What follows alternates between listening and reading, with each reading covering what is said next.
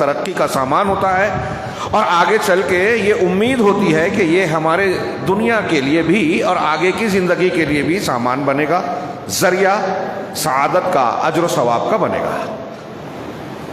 یہ آنکھوں کی ٹھنڈک کہلاتے ہیں۔ بلکہ اللہ رب العالمین نے ہمیں دعا سکھائی کہ رحمان کے بندے، عباد الرحمن الذین یمشون علی الارض ہونا، سورہ فرقان کی وہ آیتیں پڑھیے، اس میں رحمان کے بندوں کی دعا بتائی۔ وہ کہتے ہیں والذین یقولون ربنا هب لنا من ازواجنا وذریاتنا قرۃ اعین واجعلنا للمتقین اماما۔ بڑی شاندار اور جامع دعا ہے۔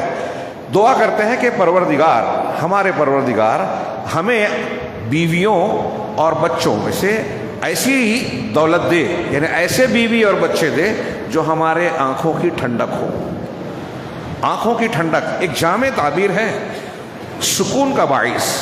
اولاد نیک ہوگی، فرما بردار ہوگی، دیندار ہوگی تو سکون کا باعث ہوگی، اسے ہم آنکھوں کی ٹھنڈک کہیں گے۔ اور آگے والا جملہ اور زبردست، وجعلنا للمتقین اماما، کہ پروردگار ہمارے بیوی بچوں کو آنکھوں کی ٹھنڈک بنا، ایسے بیوی بچے عطا فرما، اور پھر ہمیں متقیوں کا، نیک لوگوں کا امام بنا دے۔ ائمہ جمع ہے پیشوا، امام، لیڈر، جو بھی کہیے ترجمہ۔ متقیوں کا امام کوئی چھوٹی بات ہے، یہ صرف امام نہیں، عام لوگوں کا سردار اور کسی گروپ کا لیڈر نہیں، جو نیک صالح متقی پرہیزگار لوگ ہیں ان کی امامت عطا فرما۔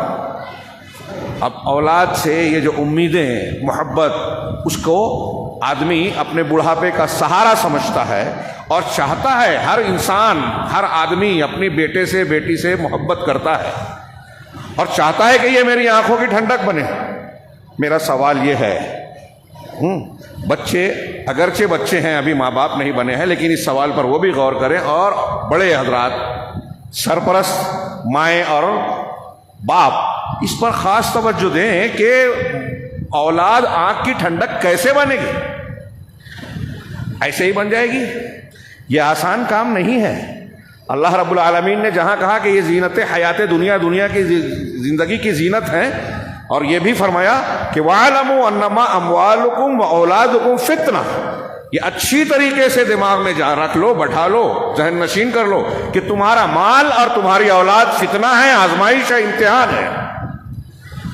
یہ معمولی کام یا ایسے ہی معاملہ نہیں ہے کہ آپ نے شادی کی، بچے کی ولادت ہو گئی، کھانا پینا لباس دے دیا، 2 وقت کا کھانا روٹی دے دی، اس کی کچھ ضد پوری کر دی، بڑا کر دیا، اور بہت ہوا